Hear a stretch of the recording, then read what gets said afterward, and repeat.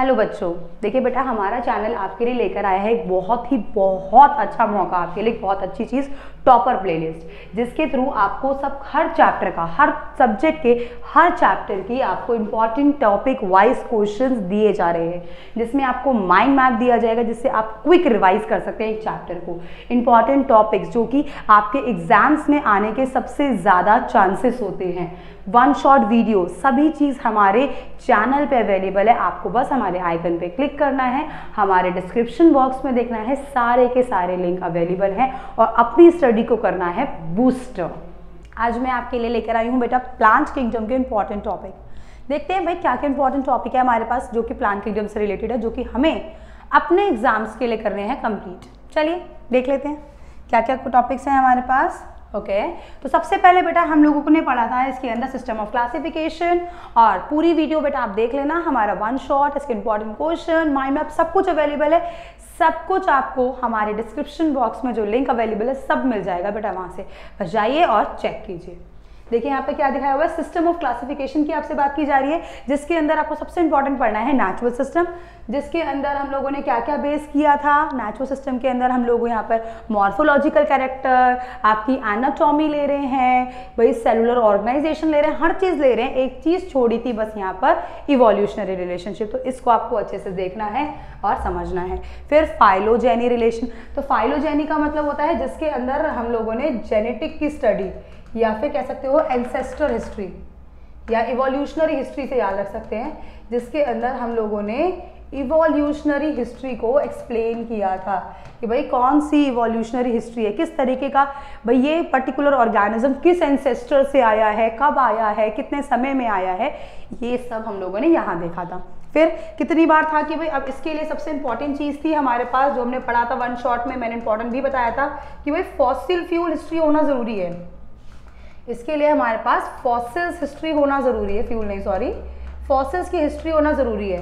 पर जब आपके पास फॉसिल्स नहीं होते हैं तो हमारे पास ऑप्शन थे न्यूमेरिकल टेक्सोनॉमी के, ठीक है, स्कीमो टेक्सोनॉमी और साइटो केमिस्ट्री के हम लोगों के पास ऑप्शन थे, तो इनको आप ध्यान से देखेंगे। आफ्टर दैट हम लोगों ने एल्गी पढ़ा था, एल्गी के अंदर आपको उनके फीचर्स देखने हैं, और फिर रोडोफाइसी, फियोफाइसी, क्लोरोफाइसी का डिफरेंस देखना है, जो कि मोस्ट इंपॉर्टेंट टॉपिक यहाँ से बन जाता है आपका। इसका बात ज़रूर ध्यान रखेंगे बच्चों इस बात का। फिर ब्रायोफाइट, जिसका सबसे मेन चीज़ है कि ये amphibian of the plant kingdom है, क्यों है, इनके अंदर इनकी डोमिनेटिंग फेज कैसी है, जो कि आपको याद होना चाहिए कि भाई मैम इसकी डोमिनेटिंग फेज तो हमें याद है कि वो तो गैमेटोफाइट होता है।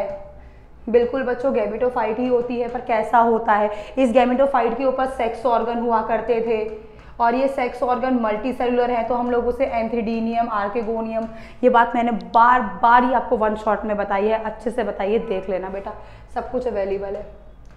एंथ्रीडीनियम, आर्केगोनियम हमने पढ़ा था। अब इनके जो मेल सेक्स ऑर्गन था, याद है ना, एंथेरोजॉइड जो हमने देखा था, उस एंथेरोजॉइड को मूव करने के लिए, एंथ्रीडीनियम तक आने के लिए पानी की जरूरत पड़ती है, इसलिए हम इसे वास्कुलर ऑफ द बोलते हैं। फिर मॉसिस में आपको स्फैगनम या फुनेरिया को देखना है अच्छे से, सबसे इंपॉर्टेंट स्फैगनम की लिविंग मटेरियल को यूज़ करने के लिए, लिविंग मटेरियल की पैकेजिंग होती है क्योंकि इसके अंदर वाटर होल्डिंग कैपेसिटी बहुत अच्छी होती है।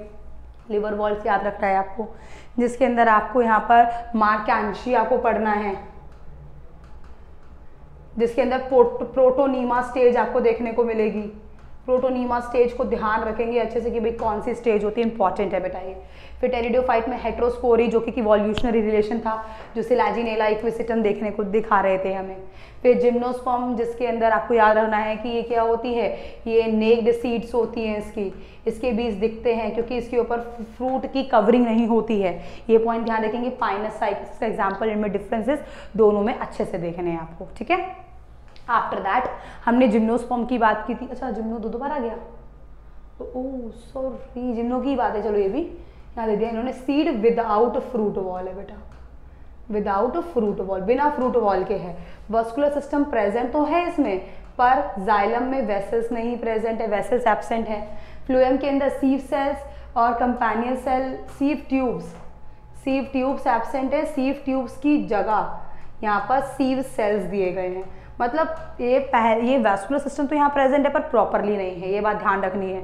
फिर एंजियोस्पर्म में डबल फर्टिलाइजेशन कैसे होता है, एक सिनगैमी वाला एक कौन सा वाला, सिनगैमी वाला, जिसमें मेल गैमेट फीमेल गैमेट के साथ फ्यूजन करके जाइगोट बनाता है, ये वाला प्रोसेस।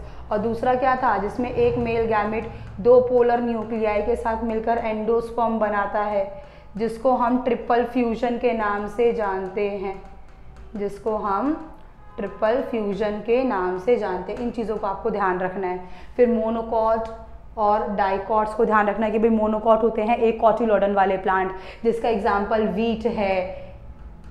डाइकॉट्स जिसके अंदर 2 कॉटिलोडन्स होते हैं, जिसका एग्जाम्पल आपकी ग्राम, आपकी पी, ये सब हैं, ठीक है।